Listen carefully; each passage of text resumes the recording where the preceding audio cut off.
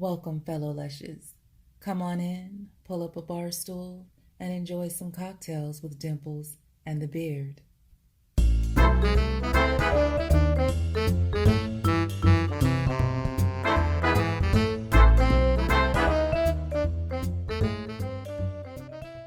For the next hour, stare So at my you empty got- chair. We're recording this time for real. Sure you are. He's just like, I'm gonna be set. All right, awesome. It'd be fantastic. How long do we wait? Well, Forever. well, I guess we can we can do our introduction. Oh,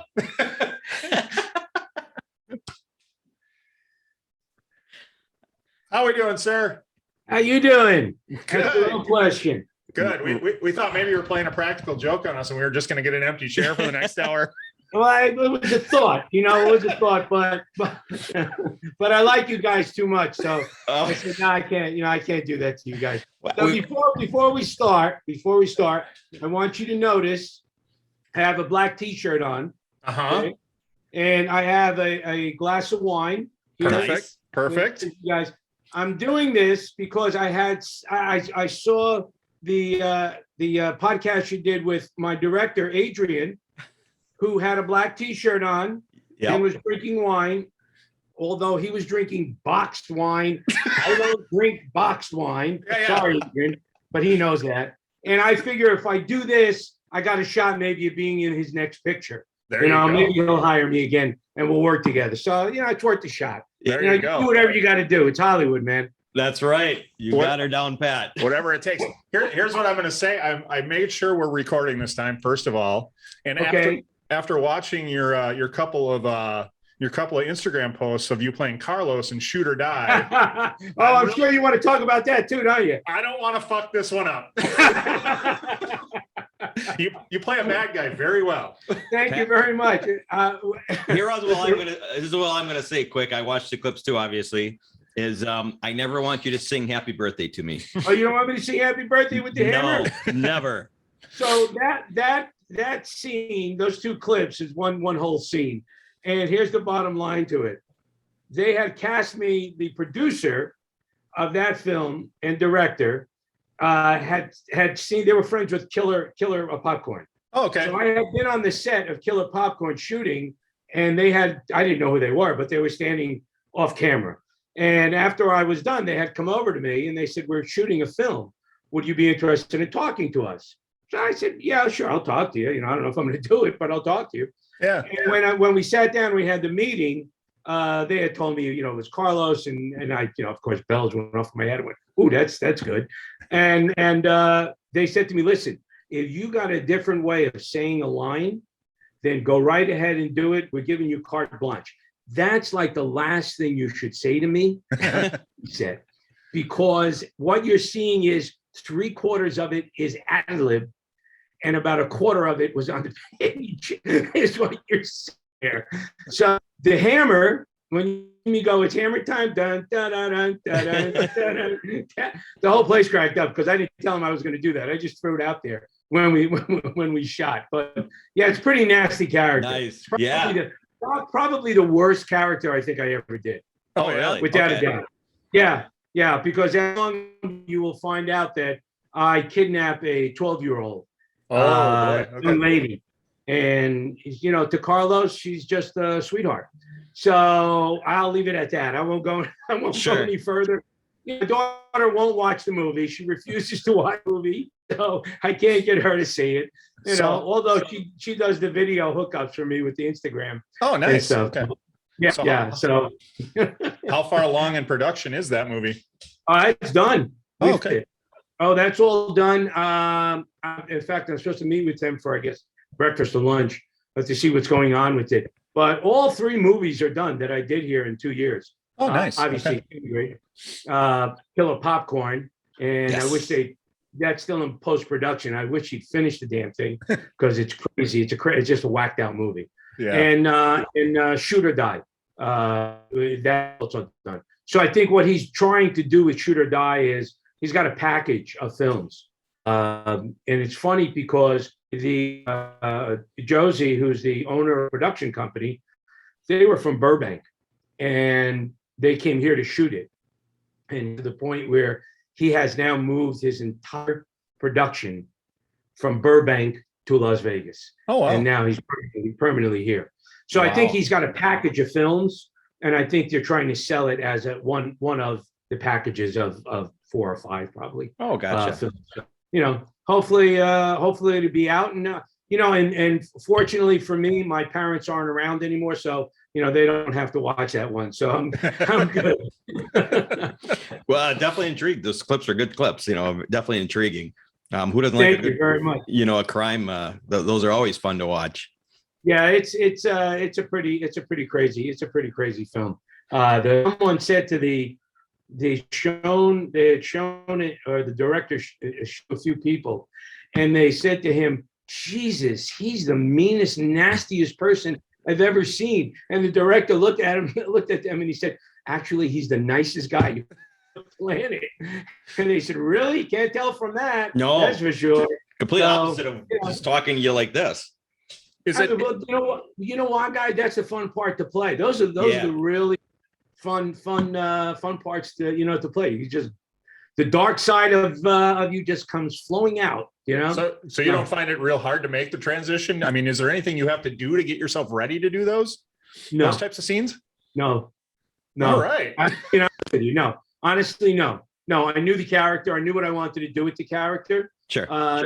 Put a slight accent on him. Nothing too heavy like Mr. Pacino did in yes, right, exactly. What's the movie?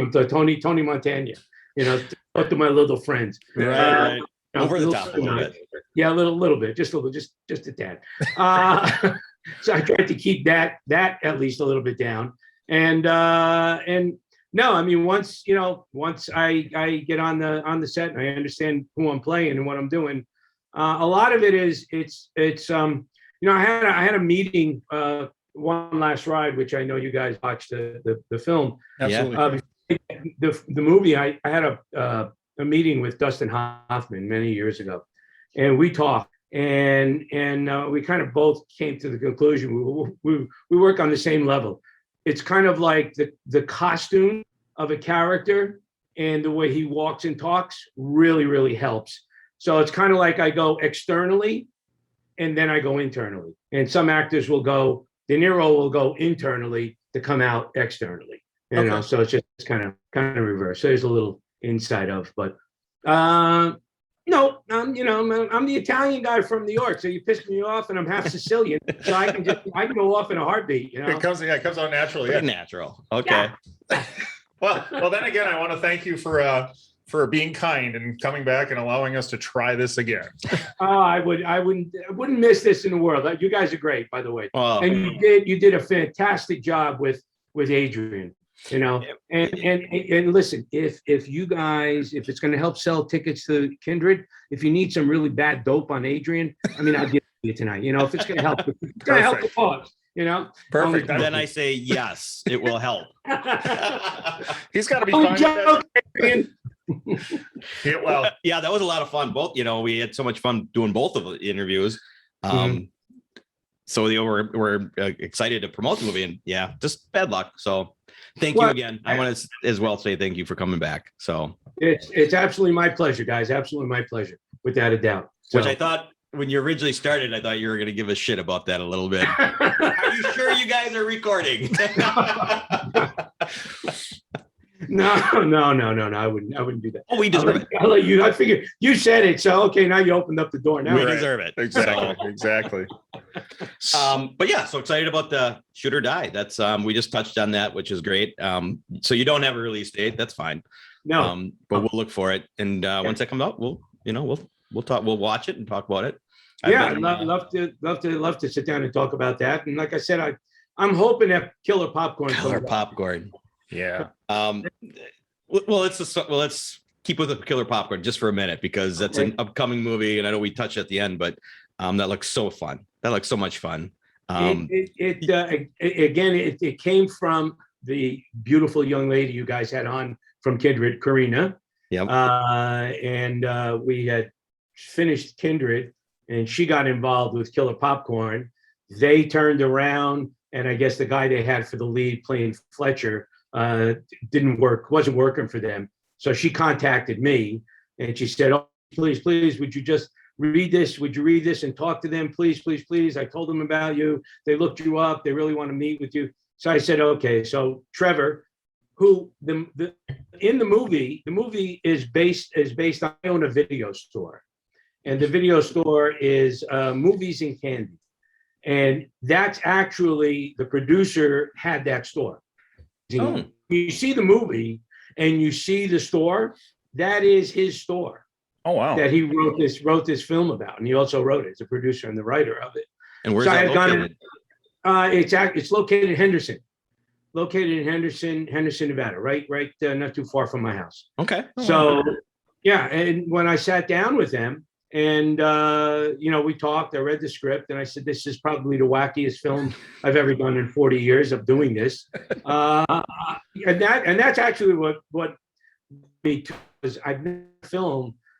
It's a cult film. I mean, it comes out, it's so, Zombieland, it's just whacked out. I mean, it's just completely whacked out. I don't know if you guys are familiar with like Eraserhead, Yep. Lynch. I mean, that makes them look normal. All right. So that this film makes that look normal. And I said, you know what? I've never done anything like this. And I knew that, again, comedy wise, which is where I started in comedy, I said, I can he said, have fun with them. Oh, bring it. Just bring it. And we sat down, we worked everything out money wise at all. And I said yes to it. And here was the best.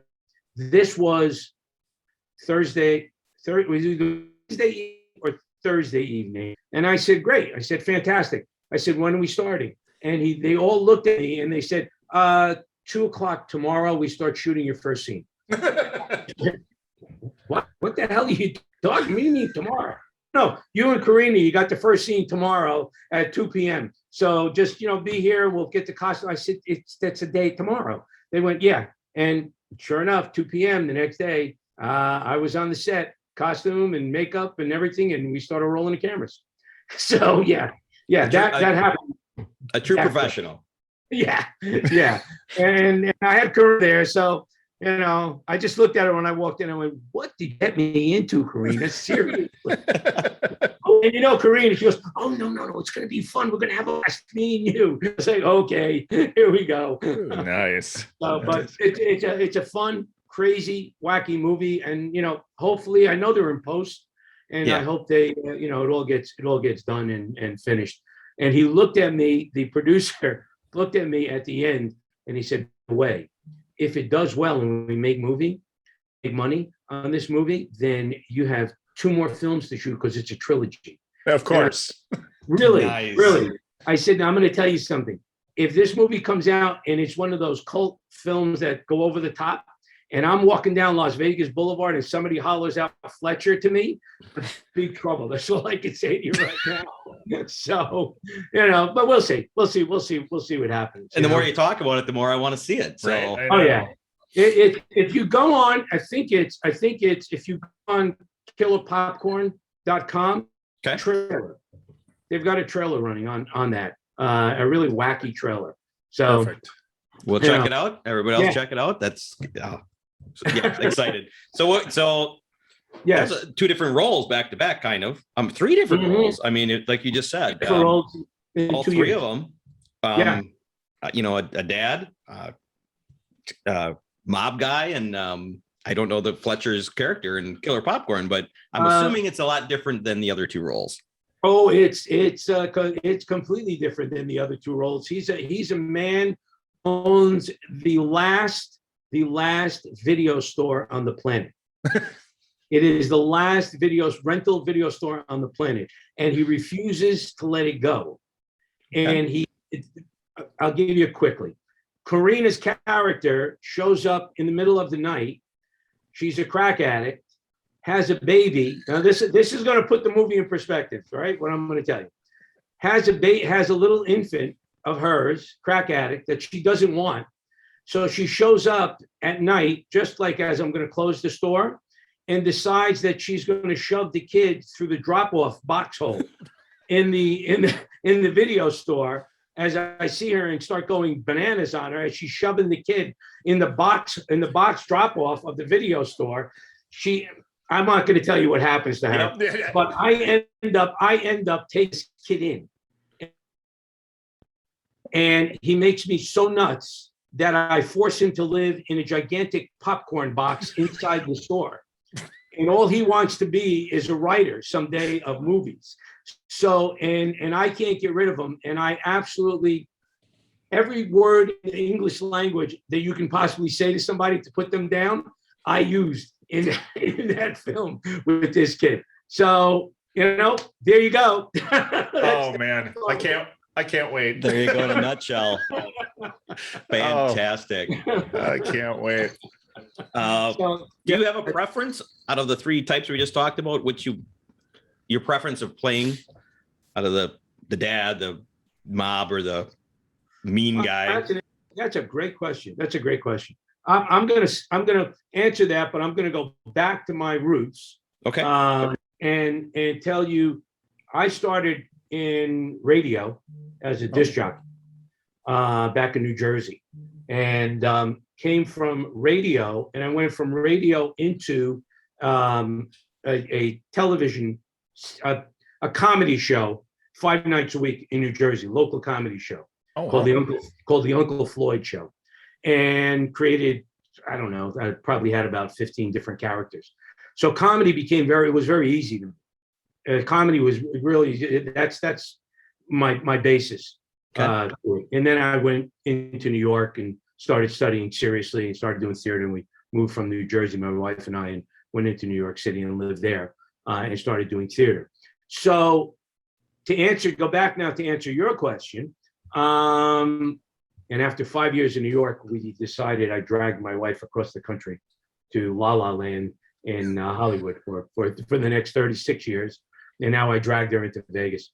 But to here, she wanted to come here. To answer your question, I enjoy doing the comedy a lot, just because for me, when I do comedy, it kind of, I know if people are laughing, it's, and the way this world right now and the pressures and everything of people, to get people to laugh and just relax and forget about that's going on in your friggin' life, is really. So to answer you, fun-wise, I really enjoy the comedy.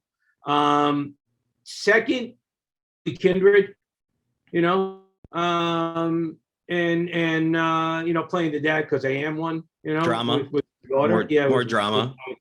The drama. And then after that, I love doing, obviously I've done mob guys, Italian mob guys. He's a Mexican cartel guy, so, I've run the gamut. I mean, Sure. I'm kind of chameleon-ish as an actor. Well, I can tell that, yeah.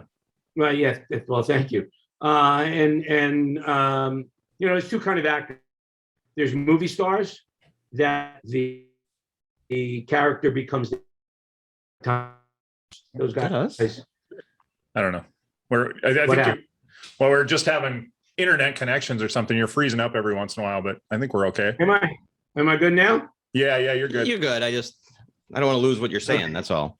So I'll go back to the comedy. There it is again. Internet connection unstable. Am I unstable? It might be Carlos. Carlos is coming out. My wife probably would say yes to that. But I really enjoy it because I think you heard me say that, right? Yeah. And as far as making people laugh, and there's two kind of actors. There's the actor that the character becomes the actor, not the actor becoming the character. Tom Cruise, he's a movie star. Robert De Niro is a totally different game. Robert De Niro becomes the character. You know what I'm saying? Mm-hmm. So, Driver or Raging Bull, or any of that stuff. And it's another one. He becomes the character. So I'm more on that kind of how I know I'm on the level. But as far as me becoming the character and not the character becoming Pat, that's as an actor. That's how I always worked. So to fall into those guys. I mean, I've played everything from cops to bad guys to junkies to addicted horse gamblers and so on down the line. And now being a little older, it's nice to come in and go, well, you're going to be a dad. And, oh, okay, that's cool. Sure. I've done everything else. Nice. So that would be second. Would be Kindred. Okay. Which I really adore. So, and thank you guys for pushing the movie, by the way. Oh yeah, we love it. Well, I really enjoyed it. We really do appreciate it. So let's talk about Kindred because of how great it is, and then we can go on from there because you mentioned it, and boy, that it is a really good movie and we got to a lot of insight from you last time and from Adrian about the production part of it. Wow, what you guys crammed through in a short amount of time, the budget. The movie doesn't represent that at all. I mean, I would not think of it as that such a low budget. So how did you get onto the project? Let's go with that. It's got to be the fastest film that I think I ever shot. Yeah, because I got a film in 11 days like that. Wow. And the majority, 95% of what I did was one takes. At the table with the chopsticks when I can't take it, then my wife is gone and I break down. That was one take. Wow. That was in and out. And I said that to Adrian. I said, look, Ethan did a phenomenal job. I mean, his first film, that's just ridiculous. I mean, the kid's got a lot of talent, and it's just ridiculous. And Eleanor, same thing. First film, and it's just I mean, how she pulled it off the last scene, it's just so on the money. Yeah. And for me, I said to Adrian, I said, look, here's the deal. If I just sound like Biden, didn't I? Here's the deal. So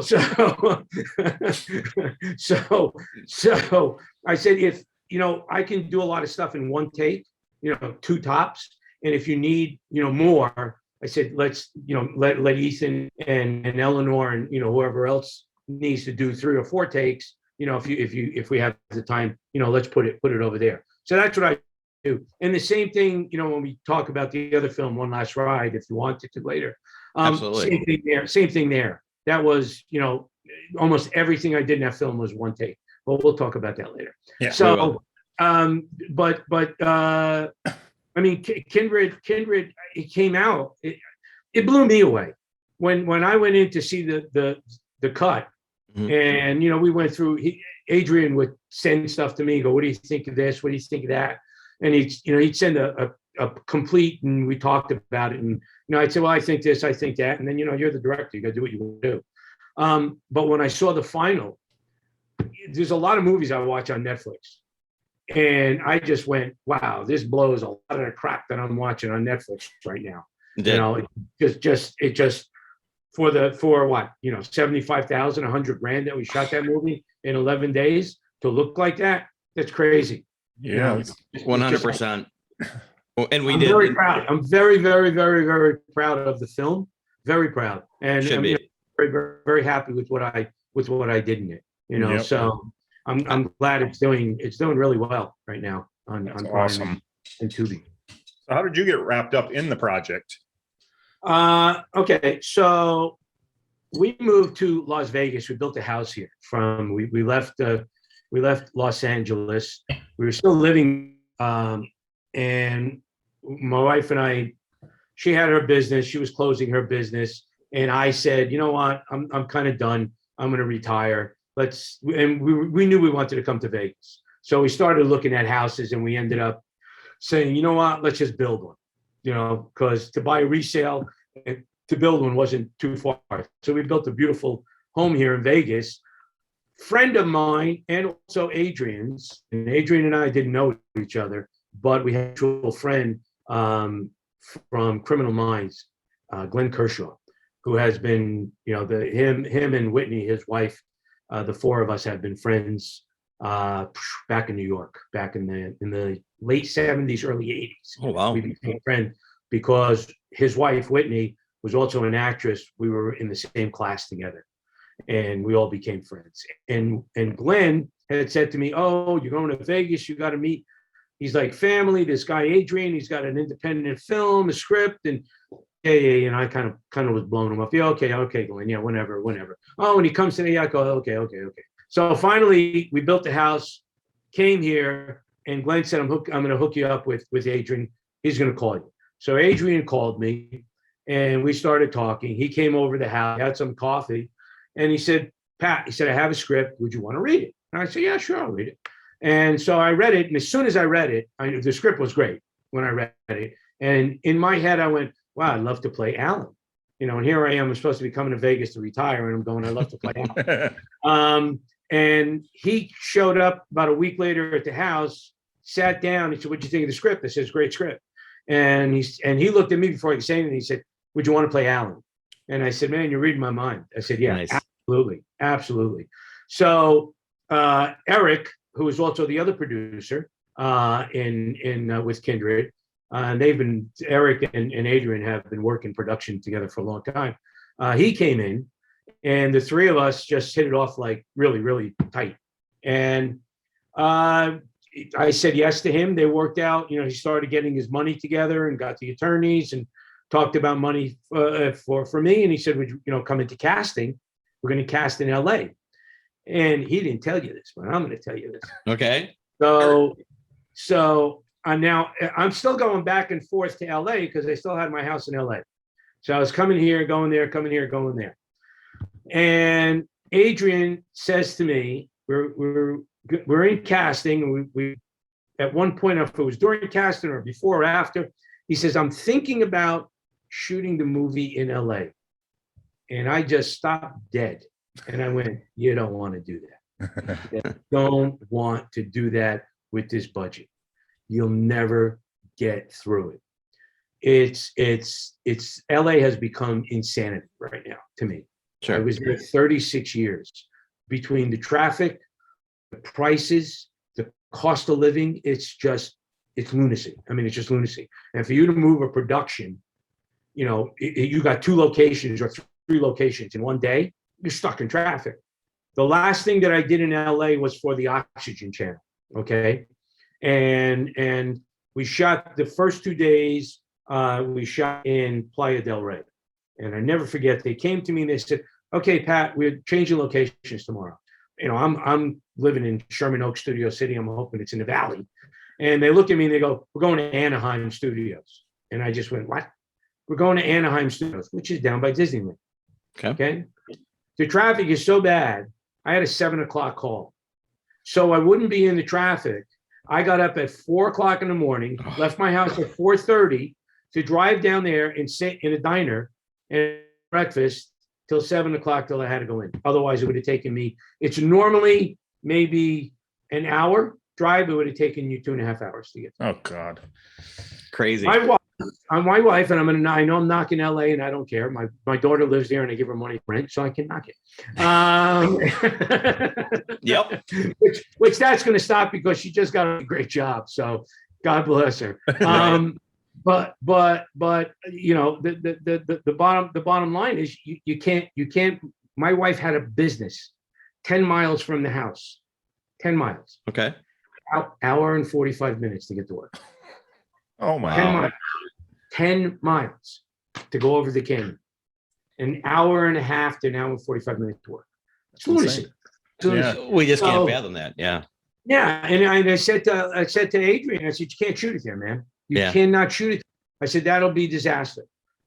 So, and he thought about it, thought, "You're from Vegas." Right. I said, "You get everything you need here." And then Eric came and he said, "Look, we could shoot it in Boulder. I live there and knows me there and I can get stuff for us." And finally, Adrian went, "Yeah, you know what? You're right." And funny, I probably told you so to him. I can't tell you how many times that we ended up shooting it here. I said, "I told you not to shoot it there. Shoot it here." Yeah, shoot it here. So he probably won't talk to me now because I gave that secret away.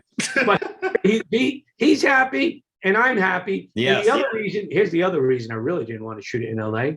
I wanted to live in my new house in Vegas. Right? In the house I built. I don't want to be. I want to be here. Yeah. So, but it all worked out. It worked out. Worked out great. It worked out great. It seems like, because he did talk about location when he was on, so it seemed like it worked out. And every little suggestion isn't a little selfish in some way. Yes. Yeah. Yes. Exactly. So whatever. You're retired. That's what you're after. Yeah, and we did cast in LA, obviously, Eleanor and both Eleanor, Ethan, and actually Kevin too, who played Leonard. They came in from LA, and we cast them. We cast them there. I think it was 2 or 3 days I spent with Adrian, casting. And to me, the important one, and I said this to him, the important character for me was whoever was going to play Winters, Ethan's role. Because I'm on camera with him so much, and I knew it was going to be someone young, and I also knew that the budget we had, go get some 6-year-old kid because you can't pay him. That's that name. So my thing was we got to get somebody that can hold the film up. Yes, because he's on camera, for an hour and a half. If he can work. It goes down, the whole film goes down the drain, and, the second thing was for me was that, we can stay on this, like this and not be like that because he's inexperienced, as far as the acting on, in all the scenes. And Ethan was great.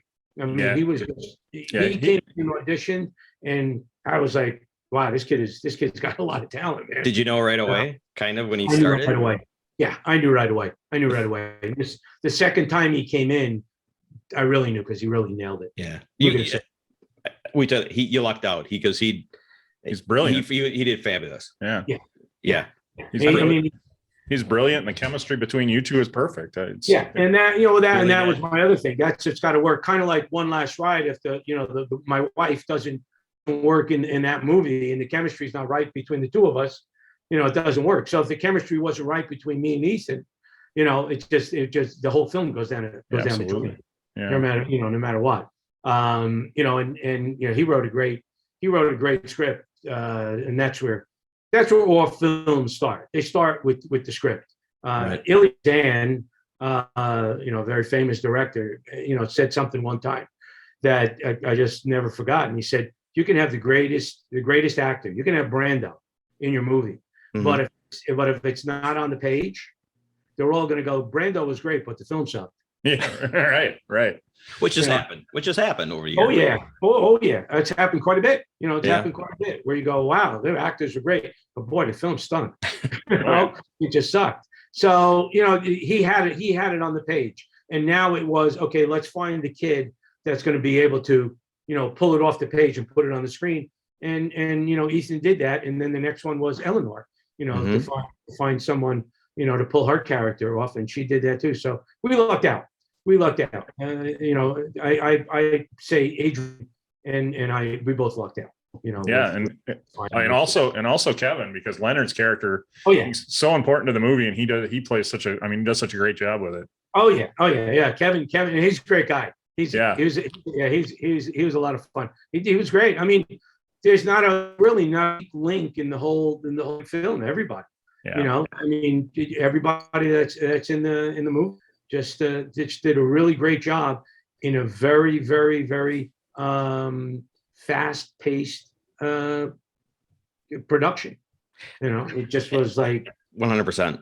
So I know you're talking about it, and you're in the film, so you're saying how much you enjoy it. But as an outsider, you guys lucked out, and every character was done wonderfully. And I was so surprised when Adrian said 11 days. You can't tell it on film. You can't tell it on film. Yeah. And the sound. Go ahead. You read. I was just gonna say, and then I was talking to him with the for sound being so important to the film, and being low budget was amazing. Was truly amazing.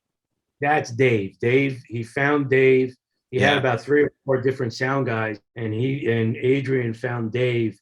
And Dave is just, when I went in to do some ADR into Dave's studio, it was great because he had a line, and I'm talking about line of Emmys just lined up right next to the board. And I was like, holy smokes. And then I went into the studio, to the recording part of it, and there were more Emmys in that room. So, I went, okay, this guy's got his shit together. He knows what he's doing. Yeah, that's right. for sure. He was great. He was absolutely spectacular, And it's funny, my very close friend, which I will dive into later, Chaz Palminteri, had watched the film, and he called me up. He loved it, loved the film, and performances and everything. And he said, "Man, the sound is just unbelievable. It's so good. You had a great sound guy." And he said, if I do an independent film, I need to tune me into this guy because I want to use him. So yeah, Dave, kudos to Dave. He really, really, really, really. I agree, because if the film had bad sound, it could have hurt the film. And it would have killed it. I mean, the sound, the film's about a sound guy. So awesome. Awesome. Yeah. I do want to ask you, because you kind of touched on it before with all the naming all the actors. So who was an influence on you as a movie actor or stage actor or anything? Who do you look up to? I'm going to go right back to probably Hoffman and De Niro, without a doubt. Sure. Without two of my favorite actors. And the third one would be, I'll preface this, Pacino. Well, three legends. So yeah, I'm talking about Serpico and Godfather and that stuff. Those three guys, and the biggest influence that I had as an actor is someone who's not with us any longer. His name was Earl Hyman. Earl Hyman. Did you ever see The Cosby Show? Yeah. Sure. Okay, he was the dad in The Cosby Show. The white hair and the mustache. Yes. He played Bill Cosby's father. Yep. In The Cosby Show. He was my first acting teacher, and actually became at HB Studios in New York City, and became like a second dad to me. Okay. And we got very close, and taught me a lot. Taught me a lot. I miss him a lot, but he taught me a lot. And the last thing that he saw me do, funny enough, was One Last Ride. That was the last movie he saw. So he had a big influence on me. But as far as actors, it would be Hoffman and De Niro, and then Pacino. Okay. So as long as we're talking, two Italian guys and a Jew. It's the start of a joke. Yeah, walk into a bar. Yeah, right. Yeah. So as long as we're mentioning One Last Ride and how important scripts are, why don't you tell us about One Last Ride? And because you wrote the script. I wrote the script, produced the movie, came out of my company, and starred in it. It was actually a play that I wrote. I'm going to say 10 years. I wrote the play, and 10 years later I did the movie.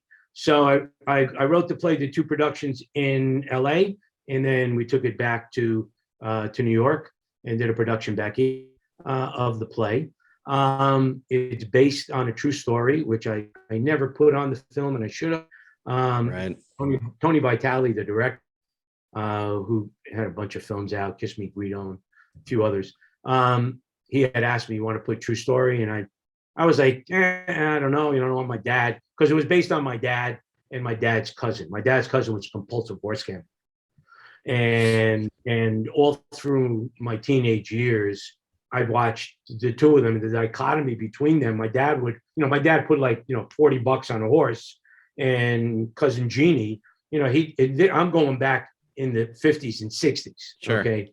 We're talking here, he dropped $500, $1,000 on one race. You go back, look it up, 50s and $1,000, that's like putting $15,000 on a race. Yeah, right? Yeah, right. At least. So, that always amazed me to watch this, and you get people that are hooked on drugs, hooked on alcohol. Okay, it's a substance that they're hooked on. But right. Here I am living this, and you go, gamblers. What the hell makes you the attraction? when I wrote the play, I did 9 months of research in GA meetings, Gambler Anonymous meetings, twice a week for 9 months. They all knew what I was doing. They were thrilled that I was getting the message out.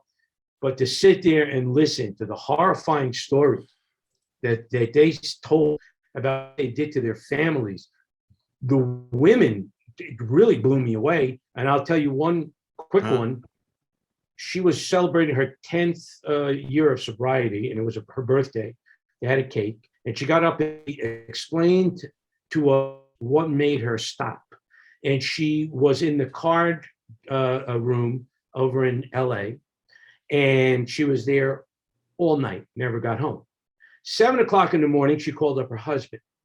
And she said to her husband, honey, you're not going to believe this. Oh, my God, I left so long ago. The car broke down, and I went into a gas station to get it fixed, and it was like 11:30. And they pulled the car, and I went in the ladies' room, and the door locked, and I couldn't unlock the door. And I've been locked inside the ladies' room. They closed the gas station, and I couldn't get out. And I was banging on the door all night. And now when they opened it at 7 o'clock, they finally let me out of the door. Here's the kicker. And so I'm going to be on my way home. She hangs up the payphone. There's a woman, drops to her knees, takes her 2 hands and pounds them on the concrete until blood came out, so she can go home and say to her husband, see, I'm not lying. I've been pounding on the door in the ladies' room all night. Wow. And you just, yeah. You just sit there and go, wow, are you kidding? It just stuck with me when she said that.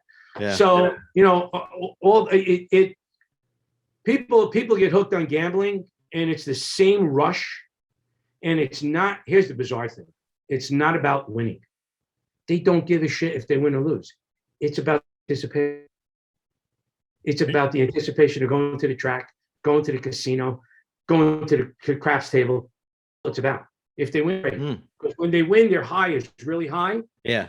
There's no middle ground with them. It's black and white. It's like the high is high and the low is low, and that's it. That's how they live. And I watched my cousin, my father's cousin Jeannie, take his family. In 1960s, he opened up a bank book in front of me and my mother. He lost $80,000 to the horses. $80,000 in the 60s. You could buy a house for like $15,000 back then. Right. Wow. Back then. The mob took his business over, and it always stuck. That, and I always said when I went into acting, I always used to say to my wife, someday I'm going to write a film about it. I'm going to write a script. I'm going to write a play. I got to write something about this. And I sat down and Chaz, very good friend of mine, had just finished Bronx Tale, the play, and he was going in with Bob De Niro to do the movie. And Chaz said to me, I said, Chaz, I want to put a play up and put my own stuff up with my own company. And he said, write it, man. Just sit down and write it. And that's what I did. We wrote the play. It was critically acclaimed, and I passed up a lot of people that wanted to buy the script, but not with me in it. And I said, that's not why I did it. I didn't do it for that. And thank God I'm married to the person I'm married to, because I wouldn't have accomplished 3/4 of what I did with my life if I wasn't married to the wife that I'm married to. Let's give a cheers to your wife and her name. We're cheering you here, honey. Yes. She And deserves it. Here's the kicker. We met when she was 14 and I was 15. Lifelong love. Bless you. Long love. We'll be married 50 years coming July. Wow. That's That is amazing. awesome. Wow. Mm-hmm. Yes. So, she was behind me, and I got the money from German company. Okay. I hooked. Okay, we're going to go backtrack. Ang Lee, the famous Asian director, my other closest friend, the Force. He came on as executive producer, which actually helped me get the money together. Which I would like you to go into a little later about how you guys connected, because he's a brilliant director. He's one of a kind. And then I asked Chaz to come on and come into the movie with me. And actually, Clay Check who was the wife of Mitch Kupchak, who was the general manager of the Lakers. Sure. Okay. We were friends, the four of us. And Claire, actually, she hooked German company. So if you watch the movie, you'll see co-producer Claire Kupchak. Okay. Yep. He does a small role, actually, plays a secretary. And so she hooked me up with the German company right after Ang said yes to me, and he had never ever put his name on anybody else's movie. And we'll go back later and talk about why he did it. Yeah. And I asked Chaz, and then Robert Davi and I had done a movie with Rodney Dangerfield together, and I met Robert there, and I asked Robert to come in and do a role, and then we asked Charles Durning, who was the greatest guy in the world, man. He was such a sweetheart. Love Charles. He was the best. He was absolutely the best. Once I had the cast and I had the money, and I had a producer that I was very good friends with who came on, John Kelly. We had done John Kelly did the Rodney Dangerfield movie. Okay. And that's where John and I met, and we hooked up, and he came in and produced with me. He had all the connections in LA. I couldn't do that movie now in LA. There is absolutely no way. Now, you saw the movie, right? Yeah. Yes. Yeah. Oh yeah. Okay. All right. So let me ask you, and you guys saw it on YouTube. I was gonna say, Not let's in- just quick say, if anybody wants to watch it, you can watch it on YouTube. Great movie. Yes. Go to YouTube. It's One Last Ride movie. Yeah. You got to put movie in at the end of One Last Ride movie. Perfect. Ang came on for me. It really helped. It really, really, really helped. And putting everybody together with me just really, really helped me a lot. We shot that. Now let me ask you a question. Yeah. I'll interview you. So you both saw the movie. Yes. But you didn't see it on the big screen.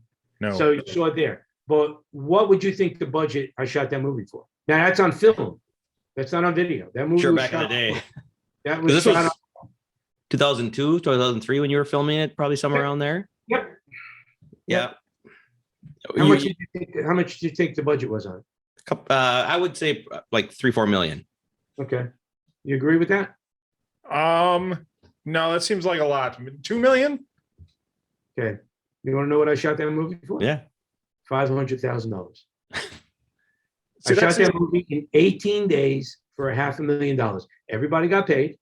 Yep. On the trailers, because you don't think these guys were going to go like sit on a chair without being in a Winnebago. That wasn't okay. Everybody got paid. Catering was great. Last day lobster, the whole 9 yards. Just shows you that between me and John Kelly, if you know what the hell you were doing, you can really make a move. Everybody thinks the same thing. They're thinking 2 million, 3 million. Yeah. Oh, yeah. Well, you would think just with the cast alone that because the cast is so brilliant in it, you would think that you got a ton of money tied up there. Yeah. Well, they didn't work for their normal salary. They did me a favor, but they all still got paid. Chaz got flown in. We flew Chaz in because he's in New York. He flew in, and got put up at the peninsula and so on. But yeah, we shot that for $500,000 in 18 days. And compared to like Kindred, where we talk about where there's limited locations, that had a lot more locations. Yeah, we were all over LA. I couldn't do it now. Yeah. There's absolutely no way in God's heaven I can make that movie for that money. Well, and also in 18 days, I wouldn't be able to get around just the traffic alone. I wouldn't be able to jump around to get to all those locations. So when you were doing the movie for 18 days, you're like, this is going to be the fastest movie I ever made until you got. Oh, absolutely. Yeah. Oh yeah. That was quick. I didn't think I'd break that record. Are you kidding? Until Adrian came along when we're shooting this in 11. I was like, wow, 11. Oh my God. Are you kidding me? Seriously. I mean, there's one scene in Kindred. Well, the first scene that you see in his apartment, we have that whole big, that's a 5-page scene. We shot that in one afternoon. Wow. You shoot 5 pages in one afternoon is just nuts. I can't put it any way. So in fact, I just said this to Adrian 2 days ago. We were talking on the phone. I said the next movie, if you're asking me in it, please, no than 2 pages to 3 a day. That's my limit. I can't do 5 and 6 anymore. It's grueling, but we had to do. So, and a lot here, go back to, again, One Last Ride, very much like Kindred. I had said to Tony, the director, to understand, I was the producer, I was the writer, I was the lead actor in that movie. So it would go like this. If we were shooting a scene, let's say at a dinner table, if the scene takes place at a dinner table, okay? They're setting the shot up. I'm sitting at the table with everybody while they're setting the shot up. I got one guy coming over this shoulder, talking to me about production and signing things. Another guy coming over this shoulder, talking to me about writing in a script girl coming over on this side of me. And then all of a sudden I hear Tony, the director, go, Pat, we're ready to go. Okay, they walk away, click back on, and go back into the role. So it was crazy. Chaotic, but how rewarding once you saw the final product. When I saw the final product, it just, it blew me away. It just blew me away. Even they had cut a trailer while when we finished the film. Early, they cut the trailer, and I brought it home. And my wife and I sat down and looked at it, and literally tears just came out of my eyes because I was waiting 10 years to make the movie. Passion project for you. Yeah. And my dad, Lori, and my dad's cousin, my dad always used to tease me. He goes, so you got my story? I'm expecting royalty checks in the mail at least once a month. And I said, with checks in the mail, Dad. Just checks in the mail. Checks in the mail. So talking about location, the opening of One Last Ride. One Last Ride, you're at the track. Yep. Kudos, to be able to film at the track. Yep. So let's talk about that. And then amazing first scene, which when I watched it, I'm like, there's no way this happened. You just dreamt this up when you were writing it. No, that's exactly what happened one night. My father and my dad's cousin, Jeannie, he put, I don't know how many thousands on a horse that he got a tip. And him, my father, and my uncle at the rail. And, there's Jeannie. This is the big one, Frank. It's coming in. This is the one. Thing goes off. The jockey was holding the horse back because he was a half ahead of everybody. Okay. He started and he came into the stretch. He held the reins, and my cousin Jeannie saw it happening. Boom! He lost by like the head of the other horse, and my father said his eyes got like as big as his whole face, and he just went right over. And I won't give it away for people that never saw the movie, but the opening scene is true. Now, I'll tell you something about the opening scene. Opening scene, we go to shoot that part, and I have to fall a certain way when I'm on that track. Okay? Because the next shot, you see it, is a close-up of me. So I got to fall a certain way so, boom, camera could come in, they can cut it. Well, we did it 3 times, and what I was doing was, as I fell, I would roll my arm in so I would land the way that we needed to land. The 4th take, my arm went down, but what happened was my elbow got caught in my ribs. And when I landed, the rib cracked. Oh. Yeah. And I had a lot more shooting to do. Yeah. And I think I did 2 more takes after that. But when I went home, I knew that I popped the rib. I cracked the rib. I knew because I couldn't breathe. Yeah. So they strapped me up. When you crack ribs, that's all they can do. They can't do anything else but that. Take an Advil.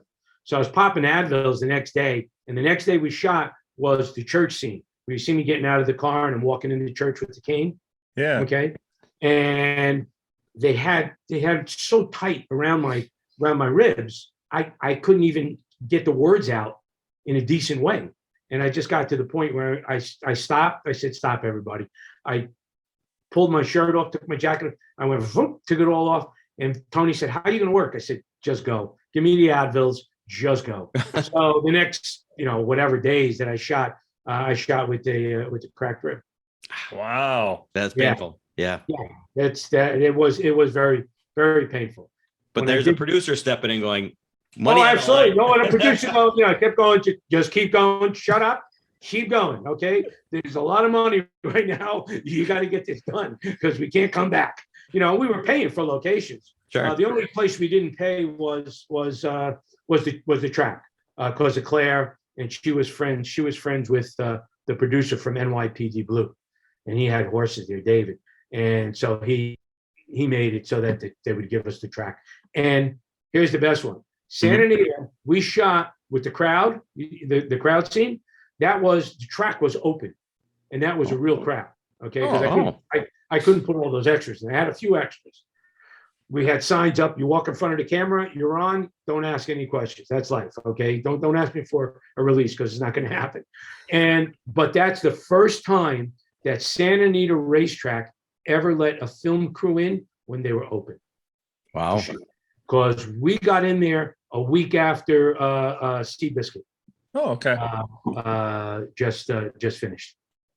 So you kind of rode on the coattail of the inspiration of Seabiscuit. Yeah. And they're like, oh, another horse. Yeah. Another horse fun story. And you're like, yeah. Well, they did ask for the script at one point. Okay. And I went into panic mode. I said, okay, if I got to hand the script, I said to John and I said to Claire, Claire, if I got to hand them the script, I'm in trouble. This is about a compulsive horse gambler who's taking his family and his life down the toilet. I said, this is not come to the track and have a nice day and have a hot dog. You know? Right. So I said, holy shit. And I went home that night when they said they went before, because we were in pre-production. I started taking out as much as I could take out. Well, as I'm taking it out, I look at it and I go, I got a short film now. There's no movie left. This is like a short film festival. This is not going to work. So what happened was Claire had called David, NYPD Blue producer, and he went and called the track. And he said, oh, I read the script. It's great. It's very happy. It's all light. Don't worry about it. I got it. Don't worry about it. So thank God they went off of David and they let us get in there and shoot, because my heart went from here to here. Yeah. I'll tell you one more story about it and then we can move on. Okay. The guy that plays my friend in the movie, my buddy there, right? Yeah. John Marinelli. Well, that's not who was cast. Who was cast in that role was Sean Penn's brother, Chris Penn. Oh, wow. So they started calling, because once Aang came on and Chaz came on and Robert Davi came on, all of a sudden, the managers and agents started calling us, more names. And of course the Germans are like, no, we need more names. I said, no, we don't need more names. Okay. We got enough of names. And his manager called probably 3 or 4 times. Please. We knew that Chris had a problem. Yeah. With alcohol and drugs, unfortunately. And I met with him. We sat down and we read and we met. We sat down and read twice. And unfortunately, we cast him. And the first day of shooting, he went off the rail. And I had to fire him. Yeah. And I loved him. Great guy. Chris was a really, really, really great guy. He was his short career. He did a lot of great stuff, and he would have gone on better. So yeah, absolutely. There's no doubt about it. And even when we were doing the reading together in the casting, the chemistry was there between us. And he was so big, and being smaller, 5'6", and he was a big guy and stuff. But didn't work out. So I got Chaz flying in the next day. I let Chris go. I'm in the middle of the day shooting. Okay. Follow me here. Mm-hmm. I now have Chaz flying in to shoot the next day. And the scenes with Chaz were supposed to be in the restaurant with me and Chris and Chaz. Sure. Watch the film. It's just me and Chaz. I went home after shooting all day, right? 12 hours, 13 hours. I went home. I had to rewrite the scenes because I didn't have anybody to play the second lead with me. I came back the next day, shot some stuff with Chaz in the morning. On my lunch, went over to the casting director's office, had a ton of guys come in, read with them to play my buddy in the film. Yep. Joe came in, he nailed it, thank God. Yeah. They put me back in the van, shot me back to the set to go back to finish the day with Chaz. So, saying it was a stressful. I loved every minute of it. Sure. But it was pretty stressful. But those are the things people go. Everybody. You go watch a movie, and you're mesmerized, of course, if it's a good film, and you go, wow, that was really terrific, and you have no idea, no idea the crap and the things that happen and things that go on to make a movie. Everybody, oh, I'd love to do that. You got no idea what it takes. But now, so the minute you're telling the story in my head, I'm revisiting that scene, going, wow, how would it have been different had you had your cousin, your buddy with you? Yeah. So yep. It's just interesting. I love interesting facts like that, so I appreciate that. Yeah, and what I did was, if when you see the movie, I get out of the car, and he keeps him in the back seat and takes him for a ride. Chaz's little right hand guy there, Tony. So I did what I had to do in a very, I had a short period of time, but I was wearing hats. So it was when we finished the film. The next day, I looked at Madeline, my wife, and I said, okay, I'm making a reservation in Vegas. We're going to the Monte Carlo. I'm getting a suite. I got to get out of town because I'm going to lose my mind. And I just escaped. We came over here and hung out with the three of us. So that's great. But I have to thank Ang, for doing what he did, to put his name on it. Yeah. So he put his name on it. Yeah. Yeah. How did that come about? So I was in New York. This was late 70s, early 80s, working theater, off Broadway and off Broadway. And I wanted to learn film acting, because it's two different medias. You're on stage and you're reaching the back row of the auditorium. You're on film. The camera's right here, and it's a totally different technique. So I wanted to learn it, and I decided I was going to go to NYU, where the directors were making the grad school, making their movies. So they would audition for actors, and one first year grad school student was doing his 10-minute silent film, and he had called me in. So I said, okay. So I went over there, and as I walk in, there's this Chinese kid speaking really broken English, sitting in the corner all by himself. I went, all right. And I went over to the director, did what the director wanted. I'm walking out, and this Chinese kid stops me, and he says, I do film. Can you call me? And he hands me his number. I said, yeah, okay, sure. So I called him up, and we met for dinner up by NYU. He showed me his storyboard and the whole 9 yards. And it was Ang Lee. And I said, yeah, I'll do it with you, absolutely. And he always jokes because in Chinese, red is like really big thing for them, the color red. Right. And I walked in to that dinner, and he said, you had these red corduroy pants on. Walked in, and I just went, even before you said anything, I said, he's got to do this movie with me. That's what it is. So we shot his first 10-minute silent film. And I always joke with him. I knew him before he knew what the hell he was doing behind the camera. Here's a quick story on it. So he only has my phone number. He doesn't know where I live in Manhattan. I shot the film. We got along really well, and I never spoke to him again. Okay. A year later, I have an obscene phone caller calling my apartment in New York City on that number, day and night. So I said to my wife, I said, before I kill this person, I said, I got to change this for make it unlisted, and I said, I have to. I said, so, we got to do what we got to do. So I called the operator in New York.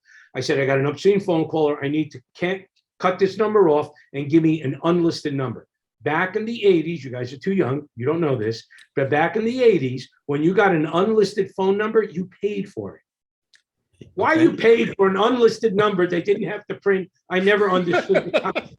I'm going, why am I paying for a number you don't have to print?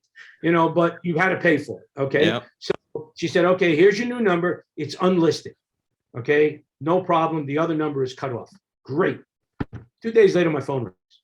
I picked the phone up and I go, hello. And on the line, I hear, Pat. And I went, Ang? And he said, oh, thank God. And I said, no, stop. How'd you get this number? He said, well, I just wrote my second year black and white sound sync film for you to do the lead role in. And I called your old number and they said, and it was disconnected and my heart stopped. So I called the operator and she gave me this number. Good thing you're paying for it. To this day, listen to me, to this day, when I lay in bed every night, 365 nights a year, I go, thank you, whoever you are, thank you for giving me the number. All right. He would have never found me. He said, I didn't know how I was going to find you. Yeah. And I just was like, shoot, not supposed to give you the number.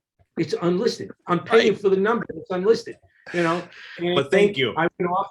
Yeah. And we did his 10-minute, we did his black and white sound sync second year I starred in. He won the Taiwan International Film Festival for Best Short with that movie. And I came home and then we started getting really close. And I came home and I told my wife, I said, he's going to be a very famous director. I said, I'm telling you right now, this guy is, because I had run off. There was a running joke at NYU grad school. What ended up happening was I started running off all these films for all these, because they would see like a daily in the classroom. And then other directors started coming to me. I think I ran off like 6 films in the second year, his second year, all these other directors. So the joke was every time they would roll in the class, they'd watch a clip from a film, it would be me, you know. So I got a lot. Believe me, I got a lot of use out of NYU grad school. What great experience! It was great. Oh, it helped me a hell of a lot to understand film and how to make it, you know. And then he came to me and he was going to do his thesis film. Okay. And he had an idea. He said, I have an idea for an Italian kid from Little Italy and a Chinese girl who's here illegally, and she becomes a victim of his world. You write the Italian, I'll write the Chinese. And I said, okay. So we sat down and we started hashing out this 45-minute, color thesis film for him. And we were casting someone to play my cousin in the film. We went through 3 days of casting. The last person to walk in, and we were doing improvs. Guy comes in, the last guy comes in. We did it. We ran about 2 or 3 improvs. He walked out. I looked at Ang, Ang looked at me, and we both went, he's it. And it was Chaz Palminteri. And we did, the 3 of us made Ang's thesis film called Fine Line, and it won him the Best Picture, Best Director, and Best Cinematographer for the NYU Film Festival. He swept the entire festival with it. You know, is there anywhere you can find that film? I just wrote it. Yeah. Yeah, I don't know. That's a good question. You can find it. You got to come to my house. I have it upstairs. My game room. Surround sound and everything. Perfect. Wow. I've got all the films that we did together. I think he just invited. I think he did. Yeah, I think that's an invite. You're welcome. God knows the house is big enough. We got it on No film. problem. No problem. You're definitely welcome. No doubt. We'll have some good wine. Oh, perfect. Not to mention my Italian wife making pasta and meatballs and sausage sauce. Oh, now I'm really you're on a plane. Now I'm sold. Well, I was gonna say we'll bring their wine and it won't be boxed. Sorry, Adrian. Oh, Adrian. Ow. Oh, ow. Oh, poor Adrian, not here to defend himself. That's how those guys, we became friends. And, I did a couple of movies down the road with Ang and The Hulk, which I'm on the DVD. I got cut out, but he put me in the DVD. So that's cool. Okay. And then I did Taking Woodstock, which fantastic movie. Yeah. Yeah, that was great. And I said that it came to me because it was a true story and it was a book. It's a book called Taking Woodstock, how Woodstock really came to be. And my manager was friends with the guy that the story is about and wrote the book, and they wanted Hank to do it. So my manager said, well, let me talk to Pat and let him read the book. I read the book and I was just like, holy shit, that's how it really took place. It almost didn't happen. You're right. And I brought it to Ang, and Ang actually didn't want to do it because there's a gay theme kind of underneath it all, Yeah. and in Woodstock, and he had done Brokeback Mountain, and he's like, I don't want to do another gay film. And I said, no, that's not what it's about. Right. And I spent 4 hours on the phone with Ang, talking him into why he should do Taking Woodstock. And then he brought it over to James Shamus, who was the president of Universal Focus, because they had, produced movies together. And the three of us met at Woodstock. Nice. The day after Thanksgiving. We met there and we looked at that. My manager set up for us to go over by Yasker's house and his barn, which was just amazing. Yasker was obviously, it was his land that they did Woodstock on, which is now, if you ever go to New York, go there and go to Woodstock and see. It's a museum. It's an amphitheater. It's like holy ground, man. It's all fenced in, security all over the place. It's, it's an iconic moment in America, without a doubt. And so I knew James. He read the book, and once James showed up when I got back to my mother-in-law's house, I told my wife, I said, he's just greenlighting the movie. There was no doubt. I knew once James read it and saw it, go. And I was going to go in as a full producer, and I ended up not, because I would have had to stay there for about 7 months, and my 12-year-old daughter Gianna was not happy with that. So I said, you know what, I'll take it. Give me co-producing at the end of the movie. I said, and Ang and I'll figure a role out that I'll come in for 1 week and just shoot it, and and it all worked out great. It worked out great. I played the role of Charlie. Yeah, your role is great. Yeah, thank you. I mean, I love it. I love the mother just attacking you. Oh, she was great. But she's from Harry Potter. Oh, you know that, right? I'm not a Harry Potter guy, so I don't. Yes, me either. If you ever watch Harry Potter, she's actually famous English actress, and she was in Harry Potter. She was great. Okay. She was such a sweetheart. Yeah, she's awesome. She said, I'm going to jump on your back. I said, Dad, just go for it. Just go for it. Yeah, she's crazy. She was crazy. And here she comes leaping off my back. And then he comes up and he goes, are you okay? I'm like, really? Really? You're going to ask me that? She's so small. Come on, Hank. Really? Oh, yeah. Anyway, that's how, and they've been my closest friends of 40 years. Well, I'm number one, I'm glad you brought the film to him, because it's a wonderful film. It is. And it teaches us things you don't know. I mean, younger generation that weren't there, it's very interesting, and it's just a good movie. It is. Yeah. Yeah. He's an amazing director, because he does things he absolutely has no knowledge about. He knew nothing about Woodstock. Sure. He did Sensibility. That's another one of Ang's movies. And he came to LA, calls me up, and he says, let's go to lunch, I'll pick you up. I said, okay. So he picks me up, we go downtown LA to try, and we're sitting there having lunch. So I said to him, here it comes again. Your connection is unstable. I'm unstable, guys. And it's coming on my screen. And I said, so what are you going to do? And he goes, I'm leaving for London in the morning. And I went, okay, what are you going to London for? And he goes, I'm going to film a Jane Austen movie, a book. And I went, wait. I said, nothing. What the hell does a Chinese guy know about a Jane Austen book? And he looks at me and he goes, nothing. That's what I'm worried about. I know nothing about it. But that's the projects he likes to do.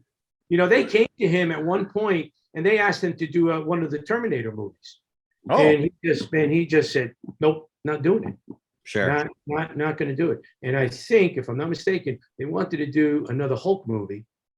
And he said, no, I won't do a movie that I already did. Done. Yeah. It's like, he's moving on. I was going to say, what does a Chinese guy know about two gay cowboys? That's another one. Yeah, there you go. Well, you know what? Here, I'll tell you a funny story. So you said with two gay cowboys. So when One Last Ride came out, he had already done Brokeback Mountain, which is a big success, right? Yeah. So now we're at the screening in New York of One Last Ride, and Ang is there. I picked him up with the limo. We went, and so now we're sitting there, and I have to do a Q&A after the film, right, for the audience, talking about it. Mm-hmm. So I said, I was standing there, and I said, it took me 10 years, and I said, I was in the car with Ang, and I couldn't believe that it actually was done. And we were driving here to watch this on the big screen with everyone, and it was like a dream. And I was going to ask Ang to pinch me, but then I remembered he did Brokeback Mountain. So I thought that might not be a good idea right now. Not the whole audience. The audience went out. He started laughing. He cracked up. But yeah. What does a straight Asian guy know? About two gay cowboys falling in love. Yeah, right. Right. But between Brokeback Mountain and take Woodstock, maybe that's what it needed, was somebody that knew nothing about it to come in and let's explore. Well, he brings something fresh to it simply because he knows nothing about it, and now he's discovering it as he's going into the project. And he that's how he works. That's how he works, and that's how he works it out. Excited about it. Excited about it to learn and all that stuff. It's a whole new thing to him. It's completely new ball game of what he's going to do. So, but that's Mr. Lee. God bless him. I love him. I look forward to his films when they come out. There's certain directors that you wait for their next movie. Yeah. He's one of them. He's one. Yeah, he's one of the top 5 directors in Hollywood. I mean, that's it. He's got every award known to man. Everything is on his show. So, and the other thing I like about him is it's not always he doesn't huge. He doesn't need it. He just wants to make his movies. We'll release. Let's see what they do. Yep, and he's so unpretentious. You have no idea. He is so low key. You wouldn't even know if he's in the room. You wouldn't even know he's there. And that's but he's always been that way.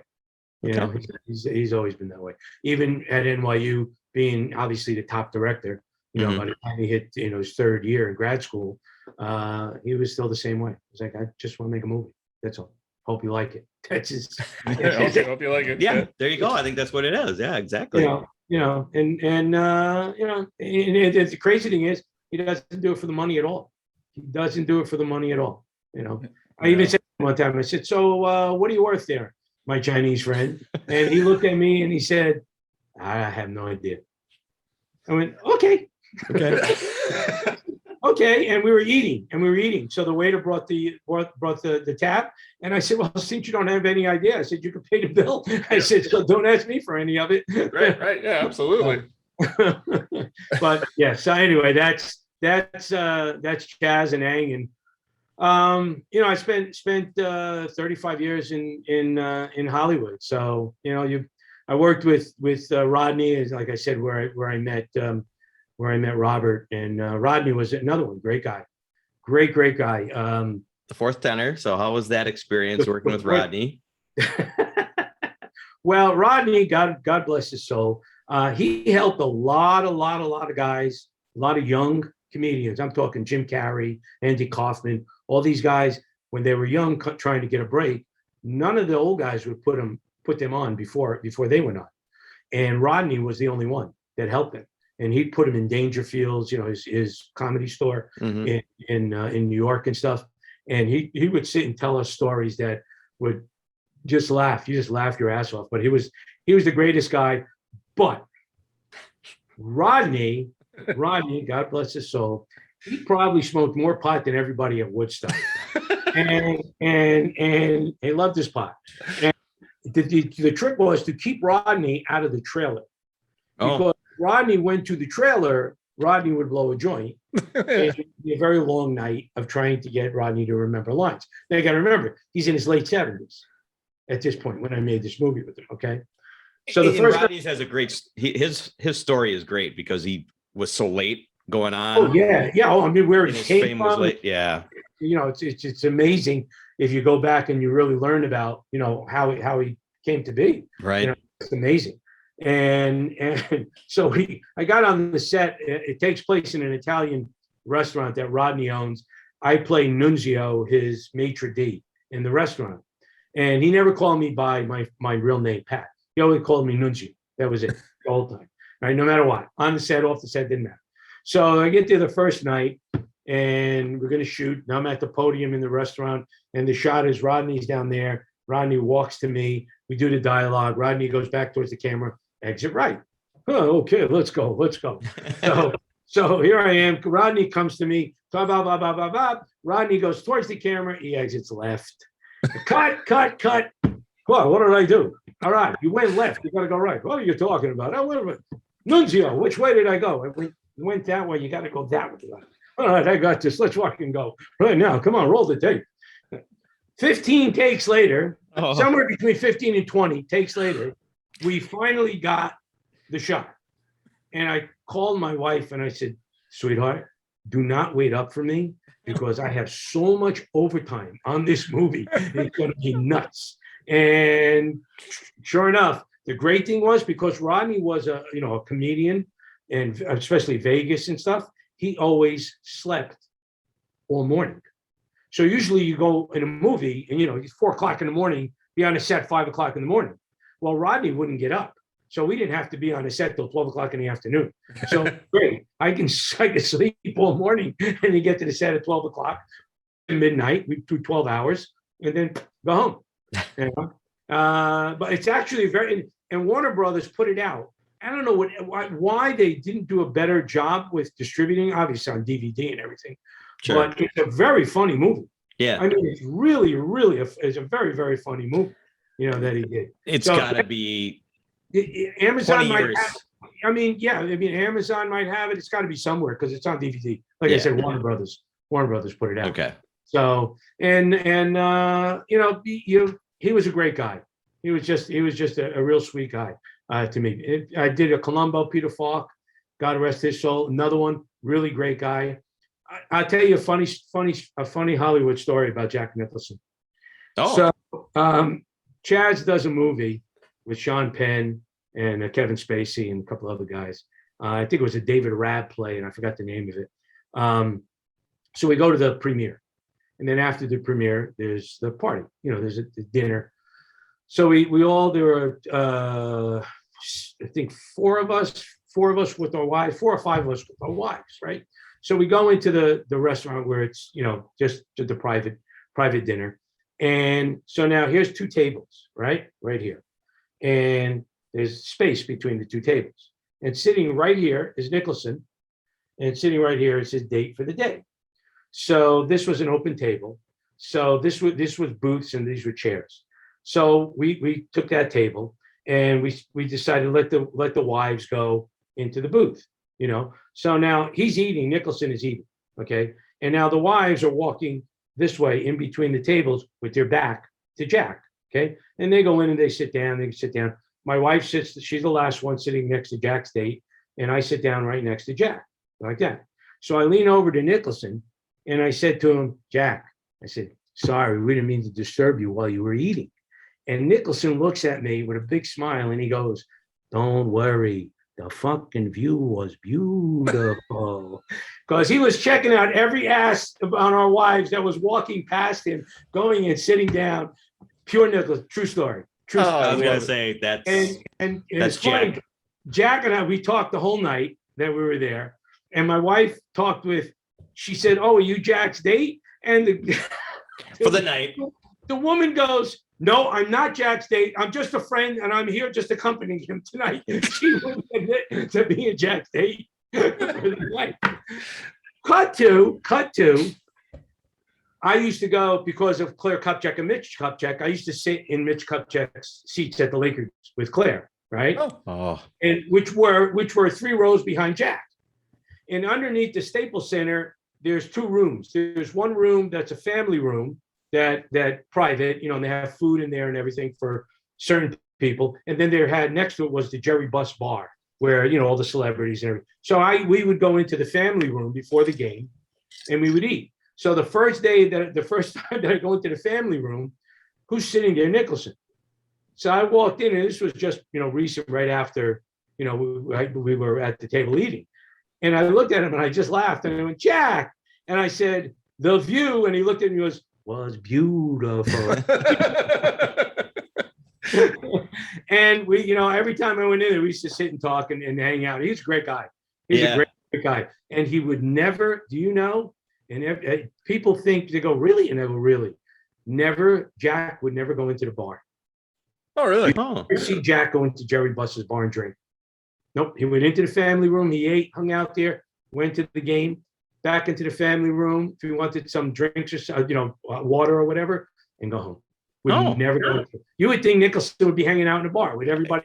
Absolutely. Because everybody else was in that bar.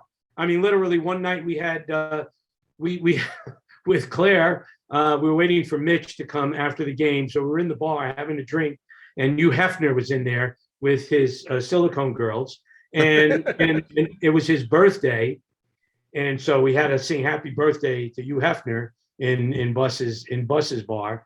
But Jack would. Everybody was in there. I mean, everybody. You mean a celebrity? They were in there with us. You didn't have the hammer when you sang "Happy Birthday" to Hugh, did you? No. I mean, you got to understand when I was singing, I wasn't looking at you. Right. I was looking at him. Good point. Because as Jack would say, the view was beautiful. The view was beautiful. Yeah. Exactly, but he's a great guy. He was a great guy. One of my favorites. Most of them, if you don't to them, they're everybody. They're all cool. A couple of them aren't very nice, but I'm not going to mention names. Yeah. But some of them are, some aren't. That's just the way it goes. But sometimes you get a little taste. I mean, I got a little taste of it many years ago when I was doing the television show in New Jersey. When I first started the comedy show, because it was on 5 nights a week, and it was on. We had like 5,000 fan clubs, and it got really, really big. And I never forget, I was in my 20s, and I had just started, and my wife and I were sitting in a steakhouse in New Jersey, and a lot of the college kids and the high school kids and 30-year-olds used to watch the show because it was very Saturday Night Live stole from us back in the 70s. Oh. Yeah. And I'll tell you, I'll finish this with that. I'm in the steakhouse one night, and we're sitting there, and all of a sudden these 3 college guys walk in, and they stop right next to my table. Oh God, it's Pat Cupo. Oh my God, from the Floyd Show. Oh, we watch you every night. We love. I said, it's great, guys. Thank you very much. And it's fantastic. We love all your characters. We crack up, all the time. We're sending you stuff. I said, yeah, that's great. Thank you. They now decide to take 3 chairs and pull them up to the table. And I sat there and what are you doing? And they go, oh man, we're going to have dinner with you. This is so cool. And I went, no, guys, you're not having dinner with me. This is like a private dinner with me. No, man, you're too cool. We got to hang with you. We got to come on, we'll buy the drinks. We'll pay for the dinner. And I went, okay, you're not getting it. I looked at my wife and said, pick up your plate, pick a glass, pick up your silverware, follow me. And I said, guys, thank you very much. I'm glad you enjoy the show. Glad you enjoy my characters. Keep watching the show, but this is a private dinner. Have a nice day. I got up with my wife, walked to the back of the restaurant, found the table, and sat down. The waiter must have come back and went, where the hell did they go? Sure. These 3 college guys. Now we're left sitting there, and they were like that. So that was a little tiny taste of, what happens, what happens to, Nicholson and these people when they're out and about. So constantly, yeah. Yeah, for the most part, if you're cool, to most of them, they're pretty cool, with you. But some people, I think, because I've done a lot of TV. I mean, I've done a lot of television from in the 80s and the 90s, and in the 2000. It's kind of when you do TV, you're in their living room, so you're in their house. So they feel like you're part of their family. Okay. And like they know you. Exactly. You have dinner with us. We eat dinner. We watch your show. We have coffee and we watch your show. When you're just doing movies, it's a different, they look at it differently. You're on a big screen. They got to pay to come and see you. So good point. There's this separation. Yeah. The movie star, and then there's the audience. When it's television, it's like that. They feel like, because even I used to get stuff in the mail if I did a guest starring role, and some stuff was nice, some stuff was crazy people sending me crazy letters, and because they think you're in their living room, and they're hanging out. So now it's even worse, I guess, because now it's streaming and it's on the internet, and now you really live with them. And you got 2 slugs from Wisconsin bugging you to talk to us. Oh, this has been great fun, man. You guys are great. You guys are absolutely great. So, I told you when you text me and you said, the video problem that we had the first time around, I said, you guys eating too much cheese. I said, that's your problem out there in Wisconsin. Green Bay Packer fans? Oh, of course. Yeah, of course. Oh, you must have been happy last night, huh? Yeah, much happier last night than last week. Yeah. We'll see. So. We'll see if it continues. So where's your loyalty? From New York? My loyalty is I go way back. My loyalty is with the Jets and Joe Namath. So it's been a hard travel. Well, who did I just text? One of my friends back there, another Jet fan. I said, I got the solution. And they said, what? I said, just bring back Namath. I said, shoot him up, put him back on the field. I said, he could probably do better than what we're doing now. Yeah. So, that was my, I've been a Jet fan since 60s. You had Brett Favre for 1 year, so. Yeah, we had Brett for 1 year. And we had Boomer for a little while there. Oh, yeah. That's right. He came in, and Sanchez, and stuff. You've gone through a lot of quarterbacks. Jeez. And coach, yeah. Oh, the coaches, forget the coaches, man. It's, we've been through the ringer with the coaches over there. But someday, they'll be, hopefully before I'm dead, I'd like to see him get to the Super Bowl one more time, Well, but we'll see. We'll see what happens. You never know. No, you don't. No, you don't. The Cubs won the World Series, right? There's always a chance. Oh, yeah, that's true. Yes, you're right. Yeah. All right. Well, thank you again. We could sit and listen to you tell stories all night. This is fantastic. It's been my pleasure, guys. It really has. And again, I want to thank you guys for supporting Kindred and the film and doing what you're doing. You know why? If you can, Adrian, I think wanted, like you sent him his, I guess. Yep. He wanted this one. Also, if you get a chance, absolutely. With his editing skills are much better than mine. He put together a little clip already, and I'm like, oh wow, that's how this is supposed to work. Yeah. He's good at it. That's his thing, man. That's just so. Again, thank you guys very, very much. I really appreciate it. Well, I can't say this enough. We wouldn't be so enthused about it if we didn't enjoy the film absolutely so much, and we wouldn't enjoy just talking with you. Really enjoyed all our time together. Thank you very, very much. Pleasure was all mine, guys. All right. Thanks again. All right. Take care. Have a good one. Stay safe. Stay safe. All right. Thank you for listening. The tavern is closed for now, but we'd love to have you back for more fun next time. Seriously though, get your asses out of here.